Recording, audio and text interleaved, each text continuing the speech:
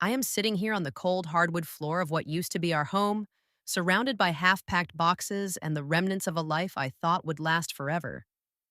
My wedding ring sits heavy in my palm, catching the afternoon light that streams through windows I will never see again. 3 years ago, I stood in a garden full of white roses, promising David I would love and cherish him until death do us part. I had everything a woman could want: a devoted husband, a beautiful home in the suburbs of Austin, and dreams of the family we would build together. I had escaped my dark past and found my fairy tale ending. Or so I thought, until that past came knocking on my door, and I made the choice that would destroy everything I held dear. Before I tell you how I destroyed everything I loved, drop a comment and let me know where you're watching from. Hit that like button if you have ever made a choice you wish you could take back and subscribe for more real stories. Because trust me, this one will leave you questioning everything you think you know about love and forgiveness. When I first met David Thompson at our tech company in Austin, I knew he was different from any man I had ever encountered. I was 29, working in the marketing department, still healing from wounds that ran deeper than anyone could see. David was a software engineer, 32 years old, with kind brown eyes and a gentle smile that never seemed forced. He had this way of listening when I spoke, really listening, as if every word that came out of my mouth mattered to him. Our courtship was everything I had dreamed of but never experienced. David would bring me coffee every morning, perfectly prepared with oat milk and a dash of cinnamon, just the way I liked it. He remembered the smallest details about my preferences, my fears, my hopes for the future. When I mentioned loving old movies, he surprised me with tickets to a classic film festival. When I complained about my apartment heating bill, he quietly fixed my windows without me even asking. We dated for 2 wonderful years before he proposed on a hiking trail overlooking the Austin skyline. The ring was simple but perfect, exactly what I would have chosen for myself. Our wedding was intimate, held in the rose garden of a historic mansion with just 50 of our closest friends and family members. I wore my grandmother's pearl necklace and carried white peonies. David cried when he saw me walking down the aisle, and I knew with absolute certainty that I was the luckiest woman alive. Our life together fell into a comfortable, loving rhythm. We bought a 3 bedroom house in Cedar Park with a wraparound porch and space for the children we planned to have. David would cook elaborate dinners on weekends, experimenting with recipes he found online. Tuesday nights were reserved for grocery shopping together. Friday nights for movie marathons on our oversized couch. He would massage my feet after long days at work and never complained when I left my coffee cups around the house. This peaceful existence was everything I had craved during the darkest period of my life, when I lived in constant fear and walked on eggshells every single day. You see, before David, there was Marcus Delacroix, and those 2 years with him in New Orleans nearly broke me completely. I met Marcus when I was 25 and naive about the ways cruel men could disguise themselves as princes. He was devastatingly handsome, with dark hair and piercing blue eyes that seemed to see straight through to my soul. Marcus worked in sales for a luxury car dealership and had the kind of magnetic personality that drew people to him instantly. He was charming at dinner parties, generous with expensive gifts, and passionate in ways that made my head spin. But charm can be a dangerous weapon in the wrong hands. Within months, Marcus began to reveal his true nature. It started small, with comments about my clothes being too revealing or my friends being bad influences. He convinced me to stop going to book club because those women fill your head with nonsense.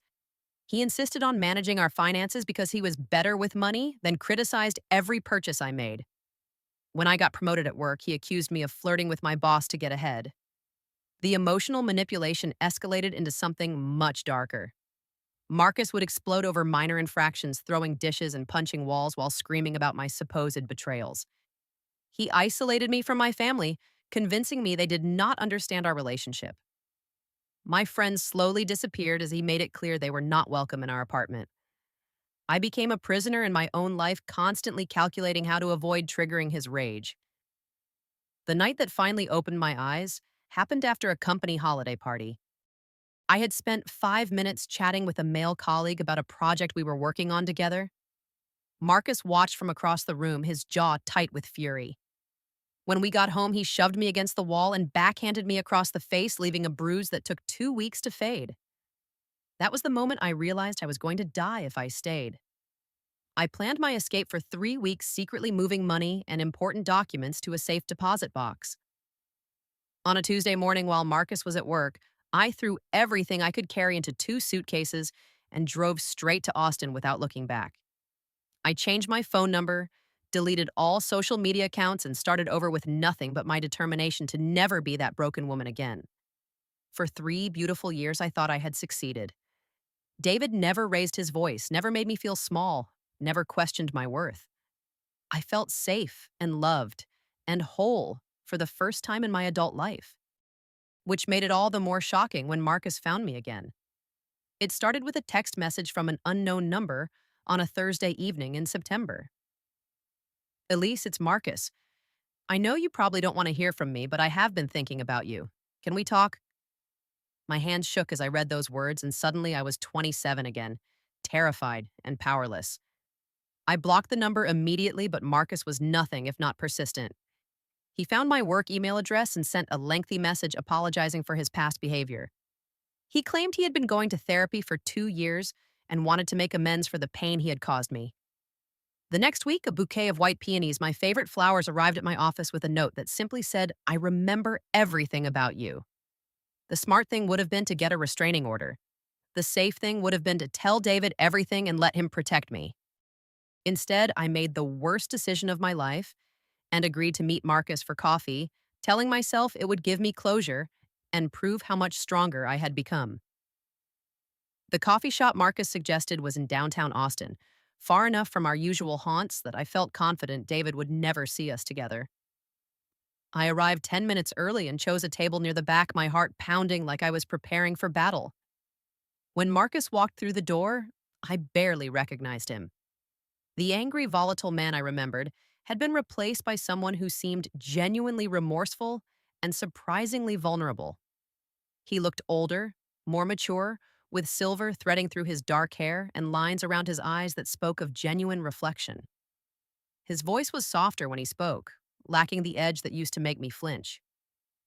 Marcus spent the first hour apologizing for his behavior, explaining how therapy had helped him understand the roots of his anger and control issues.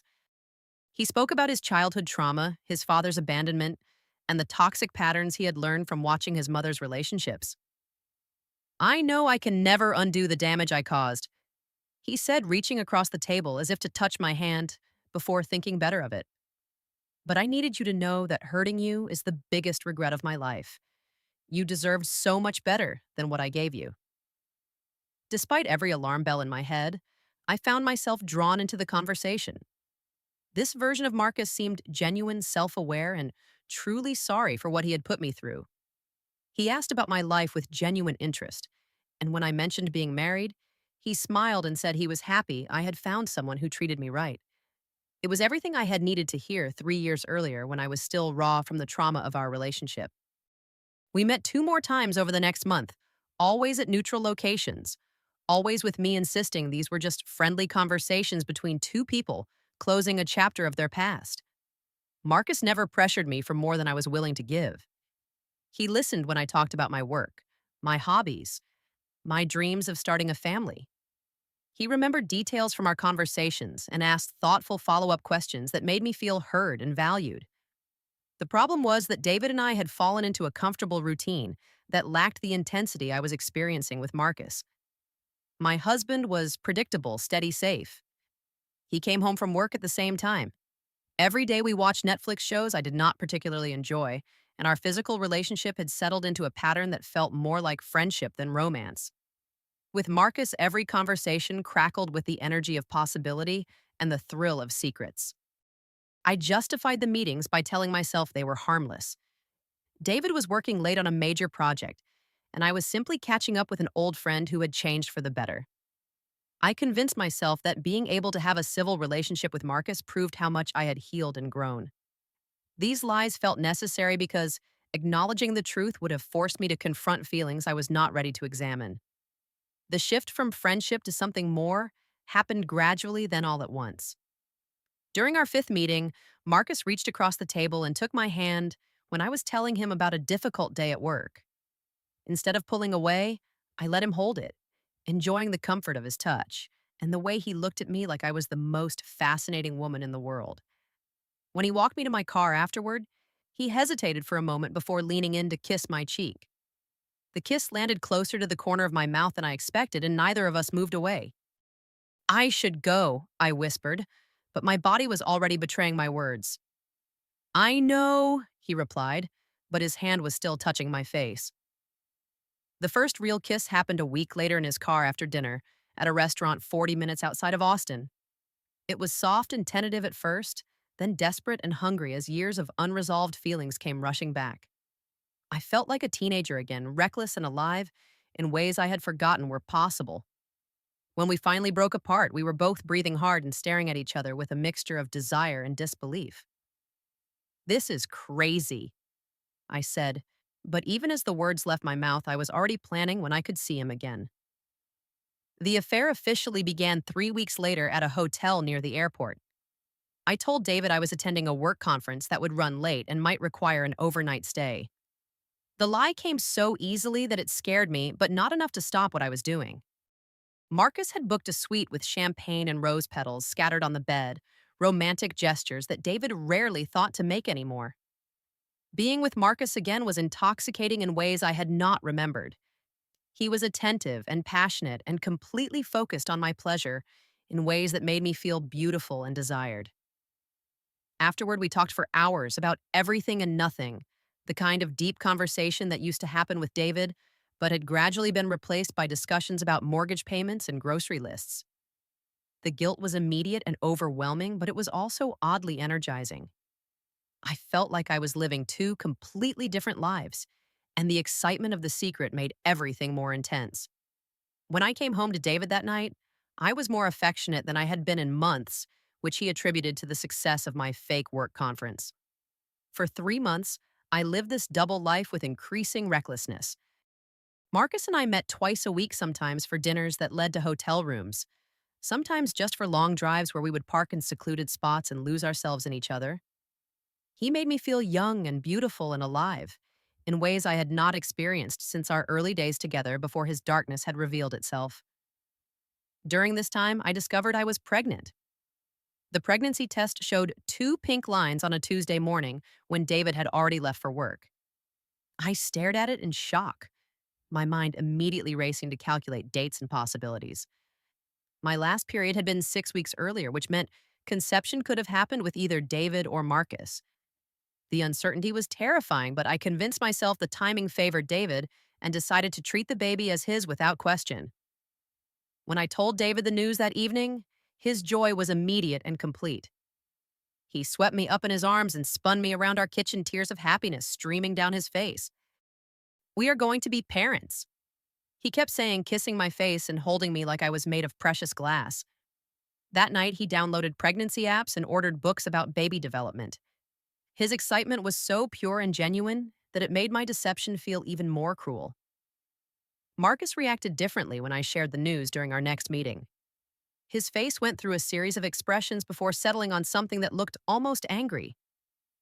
Are you sure it is his? He asked bluntly, and I could hear the possessiveness in his voice that I remembered from our earlier relationship. Of course I am sure. I lied, but Marcus was not convinced. Over the following weeks, Marcus became increasingly demanding and controlling behaviors I recognized from our past but had somehow forgotten in the excitement of our reunion. He wanted to know exactly when David and I were intimate, questioned every detail of my home life, and began insisting that I should leave my husband to be with him properly. You belong with me, Elise, he would say, during our meetings, his grip on my arm tighter than necessary. We have always belonged together. This baby could be ours, and we both know it. When I refused to consider leaving David, Marcus became the man I remembered from New Orleans. The charm disappeared, replaced by the same angry entitlement that had made my life hell 3 years earlier. He accused me of using him for excitement while keeping David for security. He threatened to contact David and reveal our affair if I tried to end our relationship. The sweet reformed man who had won me back was revealed to be an illusion, and I realized I had walked straight back into the same trap that had nearly destroyed me before. The confrontation that changed everything happened on a cold November evening when I was 4 months pregnant and beginning to show. Marcus had been pressuring me all week to meet him at his apartment, becoming increasingly agitated when I tried to postpone our usual encounters. My pregnancy had made me more cautious about our meetings, and I had started suggesting we stick to public places rather than hotel rooms. "I need to see you tonight," he had texted that afternoon.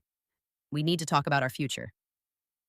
Something in his tone made me nervous, but I was also aware that refusing him completely might trigger the kind of explosive rage that could lead him to follow through on his threats to contact David.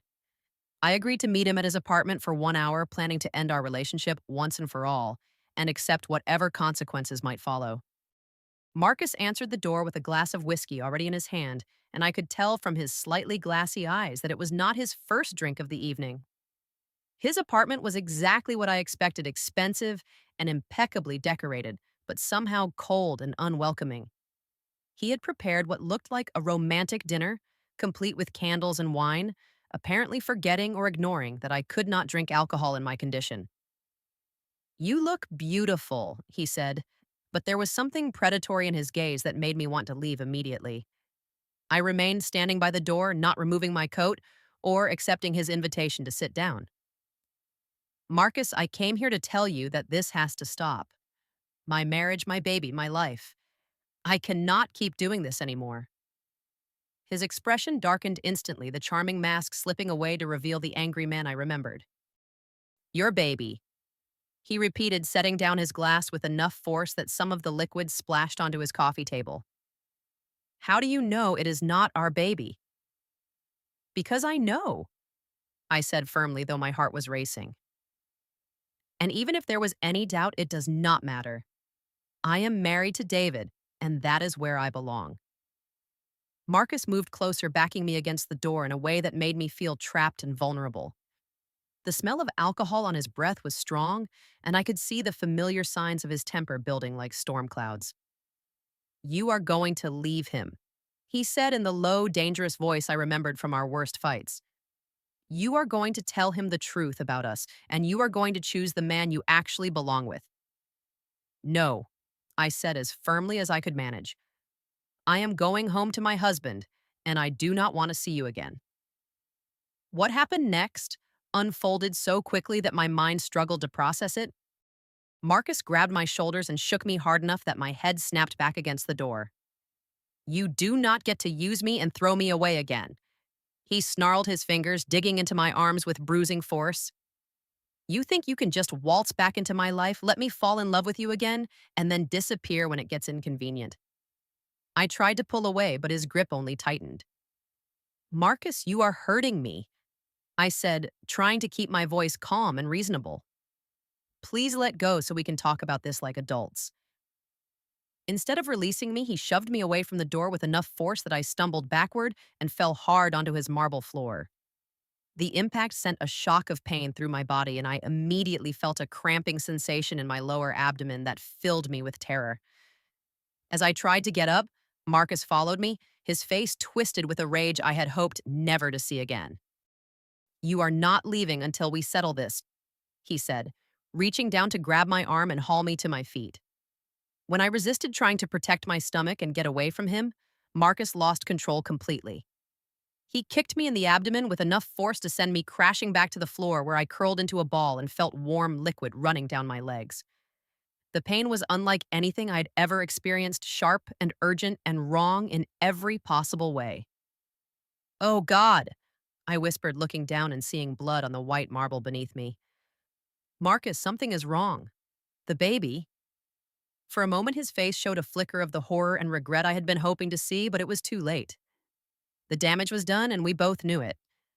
I was losing my baby on the floor of my ex-boyfriend's apartment, and there was nothing either of us could do to change that reality. Marcus helped me to the emergency room, though he left before the doctors could question him about what had happened. I spent 6 hours in the hospital that night, undergoing tests and procedures, while David held my hand and asked questions that I could not bear to answer honestly. When the doctor finally confirmed that I had lost the baby due to abdominal trauma, David looked confused and heartbroken. "I do not understand," he kept saying. "What happened?" How did you get hurt? Through my tears and pain medication, I fabricated a story about falling down the stairs at my office building, slipping on a wet spot left by the cleaning crew. David accepted the explanation because he had no reason to doubt me, but I could see the questions in his eyes that he was too kind to voice while I was grieving. The next 2 weeks were the darkest of my life. I was mourning the loss of a child I had loved completely, regardless of who the father might have been, while simultaneously carrying the crushing weight of guilt about the circumstances that led to the miscarriage. Marcus had disappeared completely, not answering calls or texts, leaving me to deal with the consequences of our affair entirely alone. David was incredibly supportive during this time, taking time off work to care for me and bringing me meals in bed when I could not bring myself to leave our room. His kindness only made my guilt worse because I knew I did not deserve the gentleness he was showing me. Every time he rubbed my back, or brought me tea, or told me he loved me, I felt like I was being stabbed with 1,000 tiny knives. The truth came out exactly 2 weeks after the miscarriage in the worst possible way. I had left my phone charging in the kitchen while I took a shower, and a text from Marcus finally came through after days of silence. David saw the notification light blinking and thinking it might be something important. Since I had been so fragile, checked the message without thinking. I'm sorry about what happened. I never meant for you to get hurt. Can we please talk? David was not a suspicious man by nature, but the tone of the message prompted him to scroll through my text history with Marcus. He found everything. Every flirtatious exchange, every plan for secret meetings, every lie I had told to cover our affair. He read about the hotel rooms and the romantic dinners and the passionate encounters I had hidden from him for months. When I emerged from the bathroom, David was sitting on our bed with my phone in his hands and tears streaming down his face. The look of betrayal and devastation in his eyes was something I will carry with me for the rest of my life. Who is Marcus? He asked in a voice so quiet I could barely hear him. There was no point in lying anymore. The evidence was all there in black and white, months of deception laid bare for him to see. I sat down across from him and told him everything from Marcus finding me again, to the affair, to the uncertainty about the baby's paternity, to what really happened the night I lost our child. David listened in complete silence until I finished talking, then set my phone down carefully on our bedside table. So, our baby, he said slowly, the child I have been mourning for 2 weeks might not have even been mine. David, I started, but he held up his hand to stop me. And you lost that baby because you were with him, he continued. You were in his apartment having an affair when he hurt you badly enough to cause a miscarriage. I could not even look at him as I nodded confirmation. The shame was overwhelming, crushing me under its weight until I could barely breathe. David sat there for what felt like hours, processing the enormity of my betrayal and the destruction I had brought into our perfect life. Finally, he stood up and walked to our closet, pulling out a suitcase and setting it on the bed between us. Pack your things, he said without looking at me. I want you out of my house tonight. David, please, I begged. I know I made terrible mistakes, but I love you. We can work through this. I will do anything. Anything? He asked, finally, meeting my eyes with a coldness I had never seen from him before. Would you go back in time and choose me instead of him? Would you save our baby by staying home where you belonged? Because those are the only things that would matter now, and you cannot do either of them. The first night in my new apartment was the longest of my life. I had found a small place in East Austin, a one-bedroom unit with thin walls and outdated appliances that was all I could afford on my single income. David had been fair about the divorce proceedings, not fighting me for alimony or making the process more difficult than it had to be, but that only made me feel worse about what I'd done to him.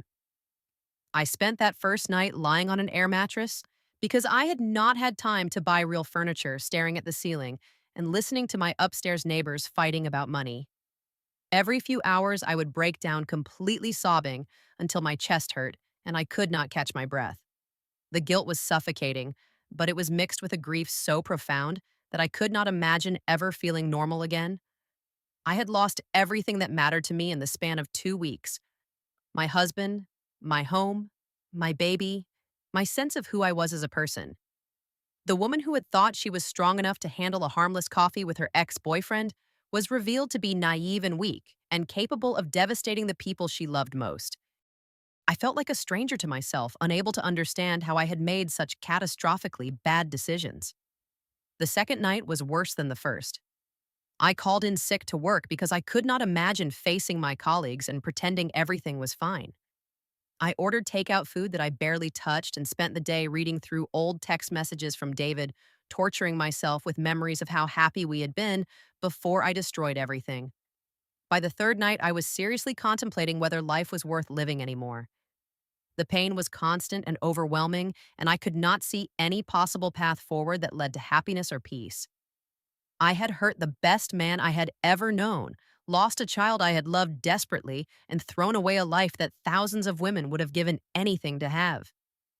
But somewhere in the darkness of that third night, I realized that killing myself would be just another selfish act that would hurt the people who still cared about me. David did not deserve to carry the guilt of my suicide on top of everything else I'd put him through. My parents and sister did not deserve to lose me just because I had made terrible choices. If I was going to survive this, I needed to find a way to make something meaningful from the wreckage I had created. The next morning, I called a therapist named Dr. Patricia Williams, who specialized in trauma and relationship issues. I told her I needed help immediately, that I was drowning in guilt and grief and did not know how to keep living with what I had done. She scheduled me for an emergency session that afternoon and probably saved my life by taking me seriously when I said I was in crisis. Sitting in Dr. Williams' office for the first time, I told my story to another person for the first time since confessing to David. I expected judgment and condemnation, but instead, I found a middle aged woman with kind eyes who listened without interrupting and somehow made me feel like maybe I was not the worst person who had ever lived.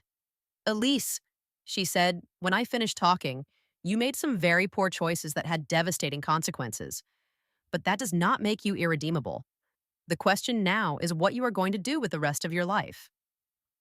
Over the following weeks, Dr. Williams helped me understand the psychological patterns that had led me back into Marcus' orbit.